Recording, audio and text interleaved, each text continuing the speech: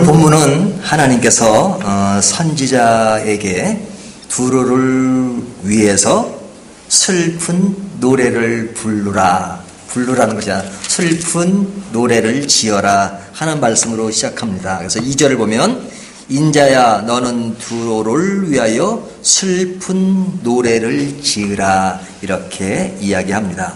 자, 그렇다면 오늘 저희가 보는 27장은 무슨 내용이겠어요?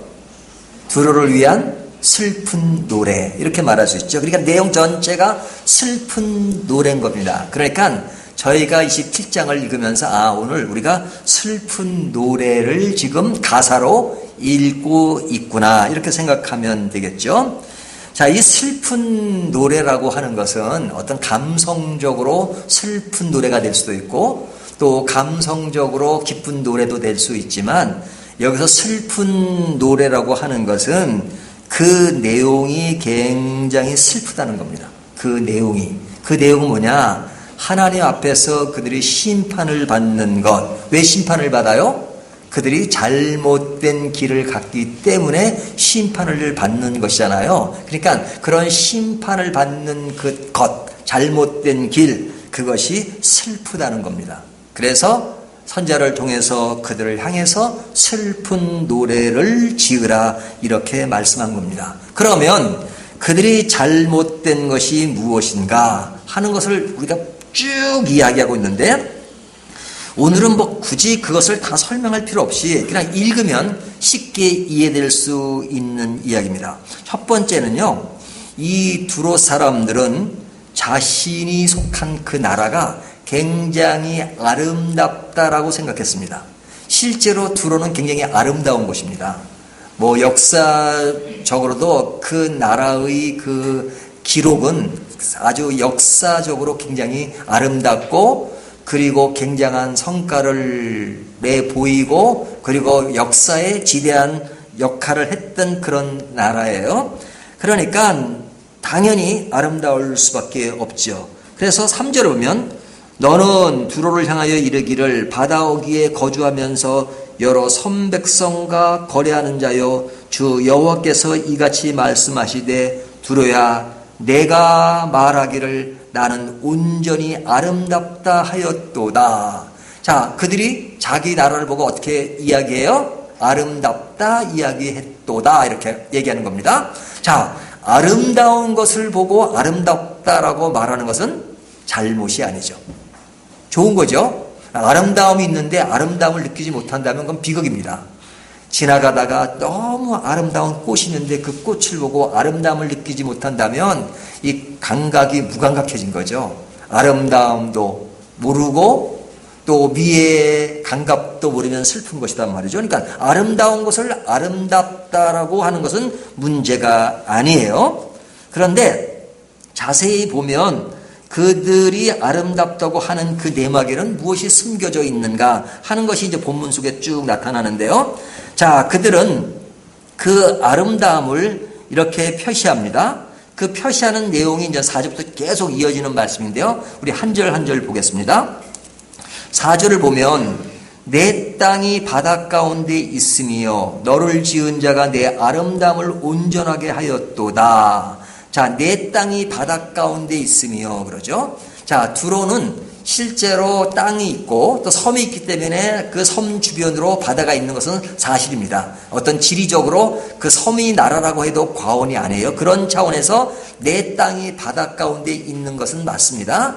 하지만 이 말씀 속에서 단순히 그 나라가 섬으로서 있다는 것만 얘기하는 것이 아니라 그 당시에 두로는 무역이 엄청 활발했습니다. 무역의 대가라고 해도 과언이 아니에요. 그러니까 그 무역은 무엇을 통해서 해요?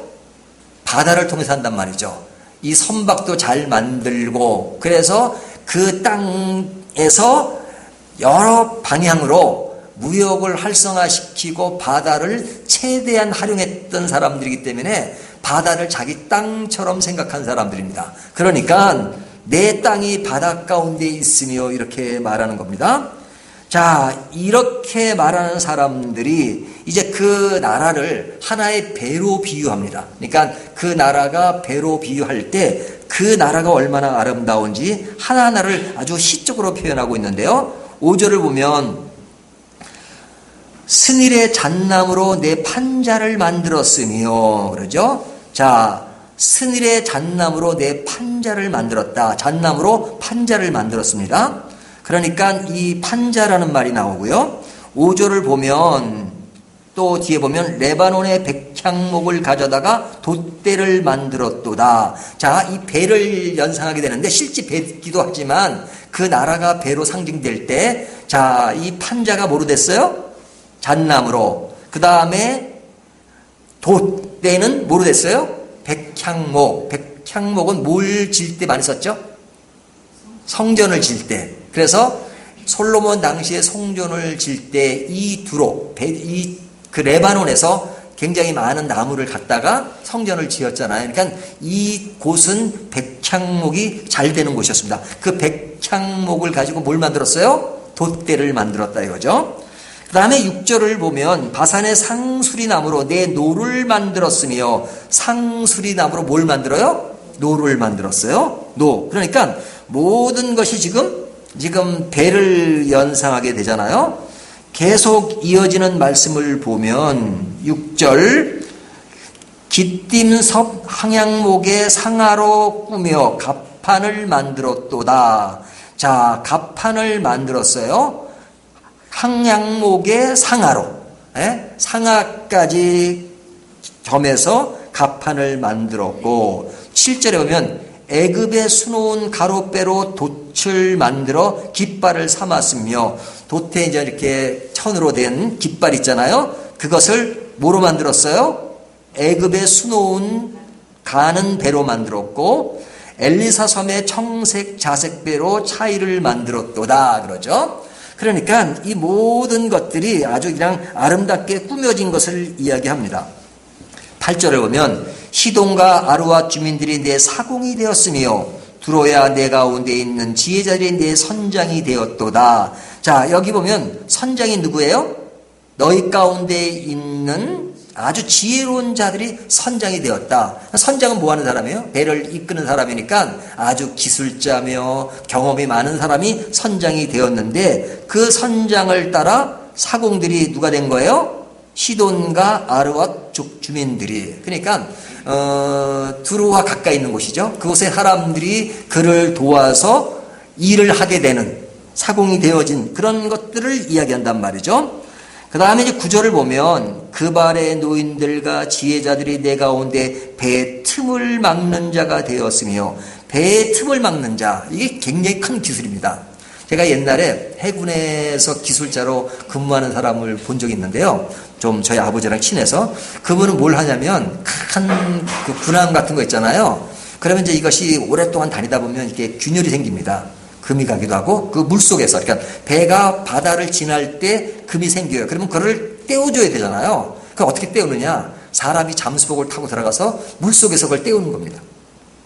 그러니까 물속에서 불을 가지고 이렇게 떼우는 거예요. 그러니까 이게 물이 없는 곳에도 이렇게 떼우는 것이 쉬운 게 아닌데, 물속에서 그냥 불로 그것을 떼우는 것은 상당한 기술이죠.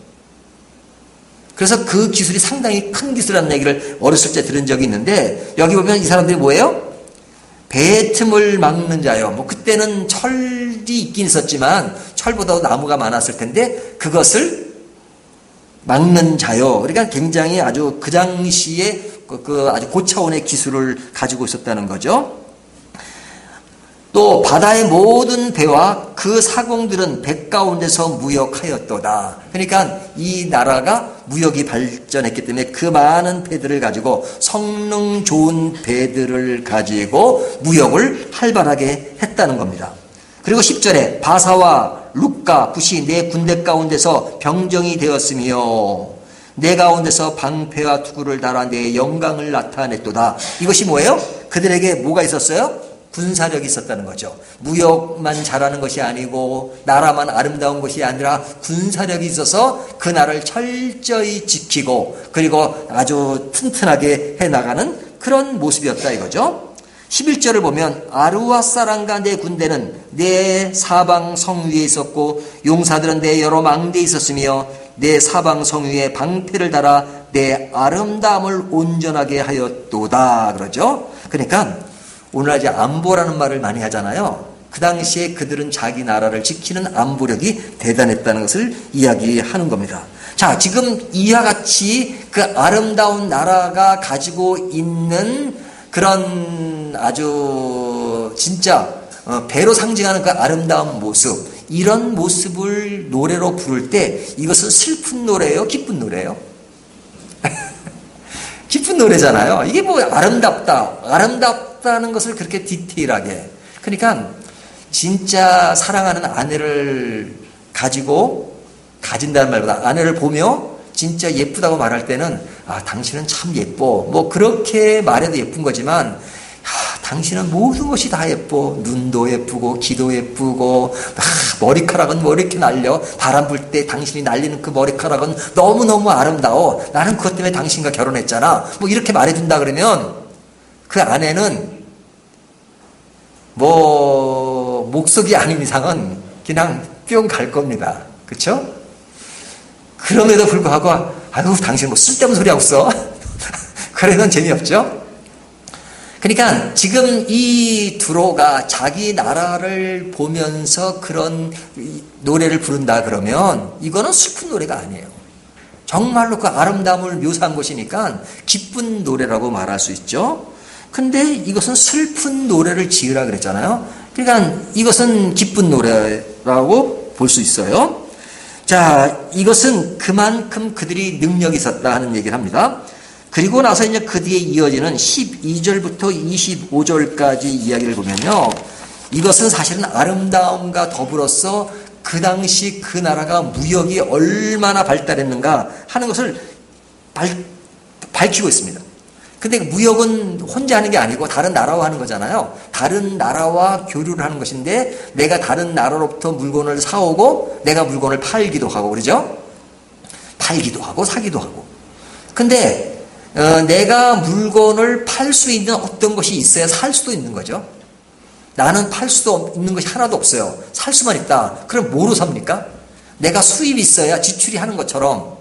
제가 뭐 경제는 잘 모르지만요. 그러니까 여기에 보면 지금 이들이 가지고 있는 물품들이 대단했다는 것을 이야기해요. 그래서 여기 보면 내 상인이 많다는 걸 얘기해요. 내 상인. 그러니까 두로의 입장에서 자기들의 단골 손님이 많은 겁니다. 나라 단위로. 그래서 자기 나라 물품을 많이 사가요. 그러면서 이 사람들은 또 자기 나라가 없는 것들, 또 부족한 것들은 수입을 하잖아요. 그러니까 수입하는 이야기를 지금 계속하고 있는 겁니다. 12절을 보세요. 다시스는 각종 보화가 풍부함으로 너와 거래하였으며 은과 철과 주석과 납을 내 물품과 바꾸어 갔도다. 다시스는 어디예요? 다시스는 어디에서 보던 지역입니까? 예? 예, 요나서에 나오잖아요. 예? 저 큰 성읍 니느웨로 가라 했는데 니느웨로 가지 않고 다시스로 가잖아요. 그러니까 다시스면 아마 지금이 있는 그 이스라엘 보면 오른쪽이 아니라 왼쪽입니다. 아마 스페인 정도 되지 않을까 싶은데요. 이 먼 곳으로부터 배가 발달했으니까 무역을 하는 겁니다. 근데 그로부터 뭘 수입해요? 은과 철과 주석과 납. 그냥 그 당시에 이런 그 은과 금 이런 것들을 수입했다는 것은 대단한 거죠. 그 보화가 풍부한 다시스로부터 이런 것을 거래했다. 이렇게 말합니다. 13절을 보면 야완과 두발과 메색은 내 상인이 되었으며, 내 상인이 되었다는 것은 무역이 풍부했고 그리고 단골 손님이었다는 거죠. 녹그릇을 가지고 내 상품을 바꾸어 갔도다. 녹그릇을 그들로부터 수입을 했다는 거죠. 자, 녹그릇 이야기가 나옵니다. 또 14절을 보면 도갈마 족속은 말과 군마와 노새를 내 물품과 바꾸었으며, 이거는 군사력에 해당되는 거죠. 말과 군마와 노새를 수입해 왔어요. 그 다음에 15절을 보면 드단 사람은 내 상인이 되었으며 여러 섬이 너와 거래하여 상아와 박달나무를 내 물품과 바꾸어 갔도다. 그죠? 여기 보면 박달나무, 상아 뭐 이런 것들을 수입했던 거예요. 그러니까 이 나라가 이런 물품들을 수입했다는 것은 뭐냐면 이 나라가 가난하면 그렇게 할 수 없는 거죠. 그만치 문화적으로 풍성했다는 겁니다. 굉장히 발전된 그 나라의 모습을 이야기하는 겁니다. 16절을 보면 너의 제품이 풍부함으로, 너희 제품이 아주 좋았다는 거죠. 그러니까 예를 들면 우리나라의 삼성의 물건, 이것은 세계적인 물건이다, 이렇게 인정되는 것들이 있잖아요. 그것처럼 어떤 물건에 대해서 가치 있는 물건이 이 두로 제품이 많았다는 거죠. 아람은 너와 거래하였으며 남보석과 자색배와 수놓은 것과 가는 배와 산호와 홍보석을 내 물품과 바꾸어 갔도다. 자, 아람과 그런 어떤 보석 종류와 수입 수출을 했다는 이야기를 합니다. 17절을 보면 여기는 유다와 이스라엘 사람이 내 상인이 되었으며 밑딘 밀과 가자와 꿀과 기름과 유향을 내 물품과 바꾸어 갔도다. 그래, 그 당시에 유대와 이스라엘은 뭘 잘 만든 거예요? 과자, 밀, 그 다음에 꿀, 기름, 유황, 이런 것들을 잘 만드는 거죠. 그러니까 그런 것들을 누가 수입을 한 거예요? 두로가 유다와 이스라엘부터 수입을 해서 그것을 자기네 물건과 바꿨다 이거죠. 그러니까 무역이 이루어졌다는 얘기죠. 그 다음에 18절 이야기는 너의 제품이 많고 각종 보화가 풍부함으로 다메섹이 너와 거래하였으며 헬본 포도주와 신양토를 너와 거래하였도다. 자, 풍부한 것이 가지고 거래했다. 어디와? 지금 다메섹 나오죠. 그 다음에 19절 보면 워단과 야와는 길쌈하는 실로 내 물품을 거래하였으며 가공한 새와 개파와 대나무 제품이 내 상품 중에 있었도다. 그러니까 지금 참 이 시대 때 말이에요, 참 다양하게 물건들이 많은 것을 볼 수 있어요. 그 다음에 20절을 보면 드단은 내 상인이다. 그 다음에 말을 탈 때 까는 천을 그들로부터 수입했다는 이야기를 하죠. 자, 이 이야기를 계속하고 있는 겁니다. 21절 아라비아의 게달의 모든 고관은 내 손아래 상인이 되어 어린 양과 수양과 염소를 그것으로 너와 거래하였도다. 자, 여기에 동물들도 지금 수입을 하죠. 여기에 보면 그런 여러 가지를, 또 22절을 보면 스바, 그죠? 22절 여기 보면 스바와 라바의 상인들도 너와 상인이 되었으며 각종 극상품 향 재료와 각종 보석과 황금으로 내 물품을 바꾸어 갔도다. 뭐 굳이 설명할 필요도 없죠. 그냥 읽으면 우리가 이해될 수 있는 것들입니다.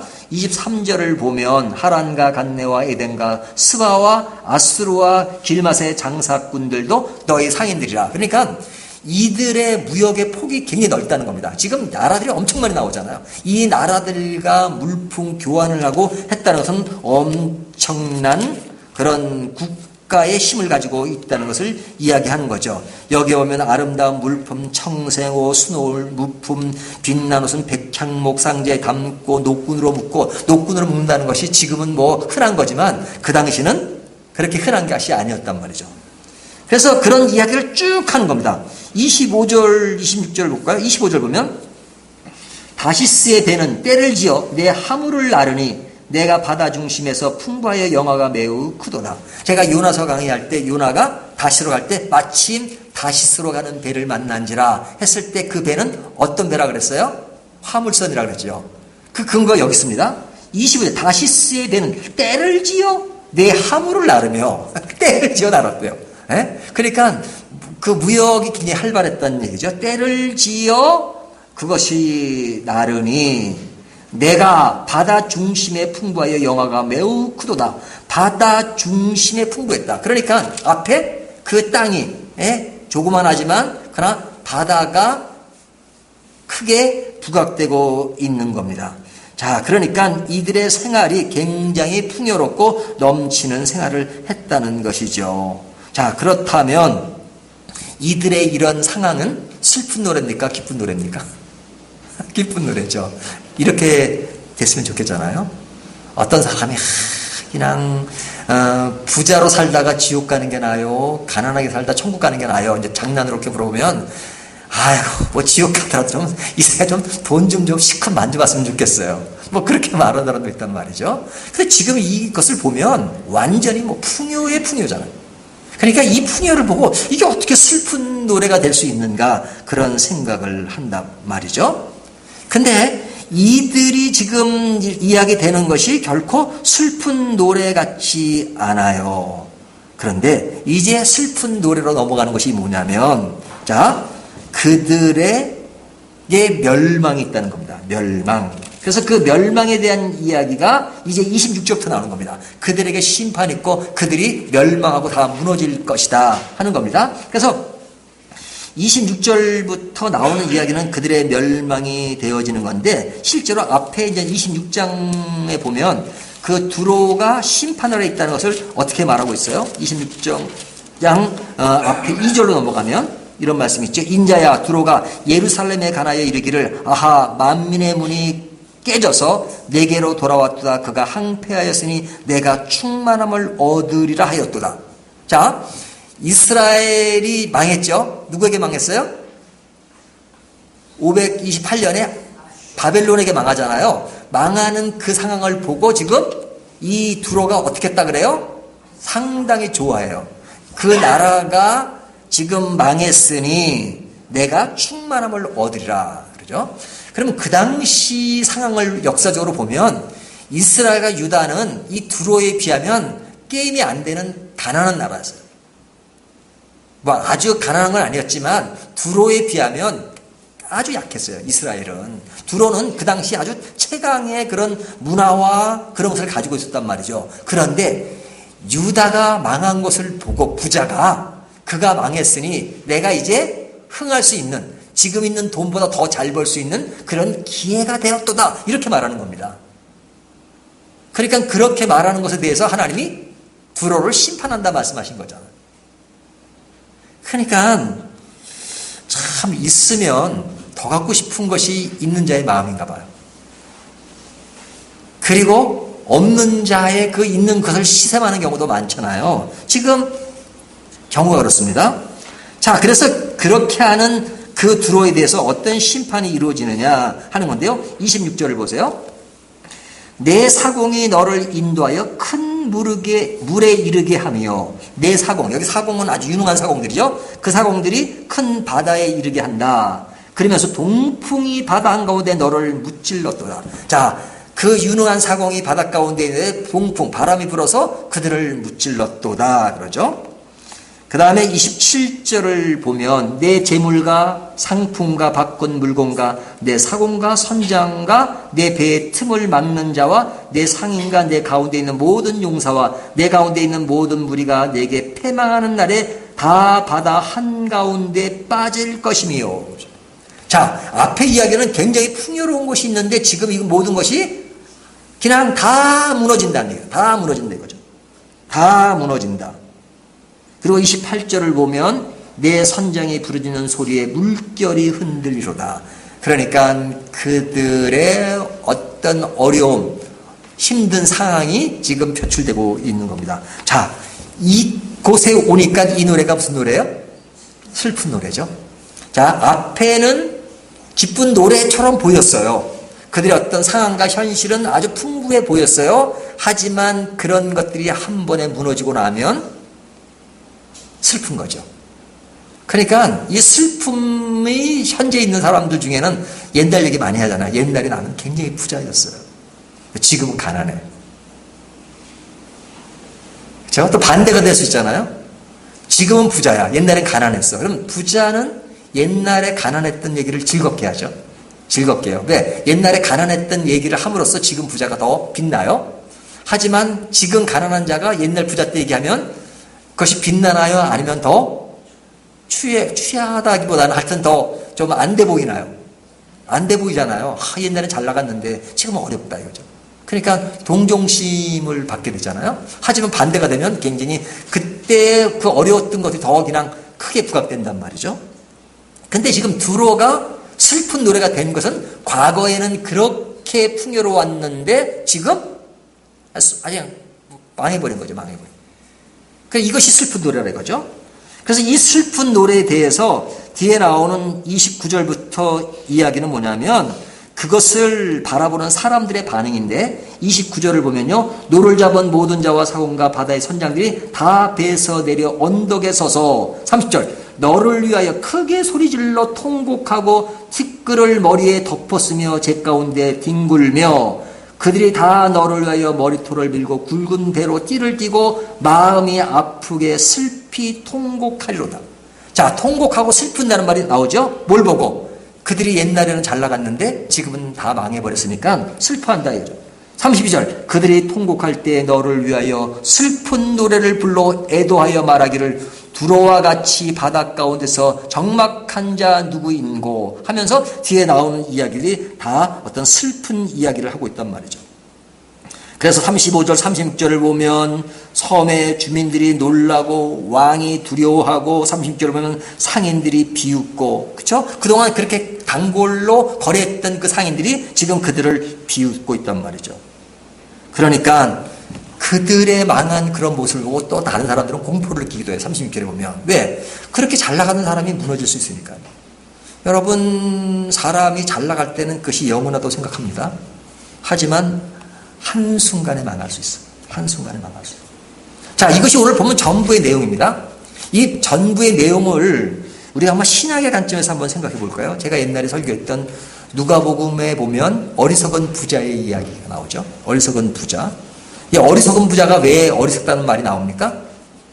자, 그는 모든 것이 풍부했습니다. 농사를 지었는데 농사가 잘 되어서 그가 쌓아둘 곡간이 없어 고민합니다. 그러니까 내가 곡간을 더 지어야 하는데 곡간을 더 짓고 그렇죠? 그래서 내가 그 모든 것에 풍요로움을 만족하는 얘기 나와요. 근데 그 본문을 자세히 보면 거기에 모든 초점이 내가에게 초점이 돼 있어. 내가 이렇게 했으니 내가 했으니 이렇게 했으니 그러니까 내가가 중심인 겁니다. 그러니까 내가 가지고 있는 그 모든 소유로 나는 행복하다, 나는 만족하다라고 생각한 겁니다. 내가 가지는 재산이면 내 인생은 행복한 것이라고 생각했어요. 그러니까 두로가 있는 것을 가지고 행복하게 생각한 것과 마찬가지죠. 근데 이 두로도 보면은 자기의 아름다움을 볼 때 자기가 그렇게 생각한단 말이죠. 내가를 강조해요. 자, 근데 이런 재산이 있는 것에 만족을 했는데 성경, 예수님께서는 그 자를 어리석다고 말하는 이유가 뭐예요? 그가 그 많은 재물을 가지고 있다 할지라도 오늘 밤에 그가 죽으면 그 모든 물건을 벌기까지는 너무 오랜 세월 동안 벌었고 정말로 하나하나 모아서 지금까지 큰 재산이 됐지만 그가 죽을 때에는 그 모든 것을 가져갈 수 없잖아. 아무리 부자라도 죽을 때는 가장 가난한 거지보다 가난한. 왜? 다 가져갈 수 없어요. 그러니까 어떤 사람들은 그런 얘기를 해요. 그냥 혼자 평생 동안 모았어요. 자기는 그냥 그렇게 절약해서 했어요. 그리고 그냥 그 돈 놔두고 다 가요. 그러니까 그 돈 차지한 사람 누구예요? 고생 안 하는 사람이 차지해가지고 자기는 고생만 하고 하나도 누리지도 못하고. 그러니까 저는 누리는 삶을 늘 강조해요. 그러니까 절약도 해야 합니다. 하지만 궁색맞게 절약은 하지 마십시오. 필요할 때 쓰고, 그렇죠? 유익하게 쓰고, 그것이 중요하죠. 근데 그걸 제대로 못 쓴다 그러면 그것처럼 바보는 없는 거죠. 근데 오늘 밤에 죽을 줄 모르고 쌓아놓은 곳에 만족한다면 그는 어리석은 부자라고 성경은 말씀하고 있는 겁니다. 그러니까 왜 그가 어리석으냐? 그는 인생의 한계를 생각하지 않아서 그래요. 오늘 죽으면 그 모든 것이 아무것도 아닌데 그는 오늘 쌓아둔 것만을 생각하고 있는 거죠. 그래서 그 말씀을 보면 그가 하늘에 쌓아두지 않고 세상에만 쌓아두었다. 이 하늘에 쌓아두지 않았다는 얘기는 뭐예요? 내가 근본적으로 영원한 것, 그 영원한 것에 관심이 없었다는 거죠. 영원한 것. 하나님과의 관계, 하나님 나라로서의 백성, 예수 그리스도 안에서 제사함을 받고 새롭게 구원된 것, 이 모든 것들이 우리 인생의 가장 중요한 것이잖아요. 여러분, 내가 신앙심이 없고 하나님과의 관계가 없고 그리고 외적인 환경과 조건만 좋으면 그것이 무슨 의미가 있습니까? 세상에서는 그것이 편할지 모르지만 그러나 하나님과의 관계가 형성되지 않은 것이라면 그것은 가장 슬픈 것이란 말이죠. 근데 그런 기쁨과 슬픔의 정도를 모르는 사람은 지금 두로처럼 있을 때는 그것이 모든 것인 줄 알았어요. 하지만 그것이 없어지는 순간 그는 남는 것이 뭡니까? 아무것도 없는 거죠.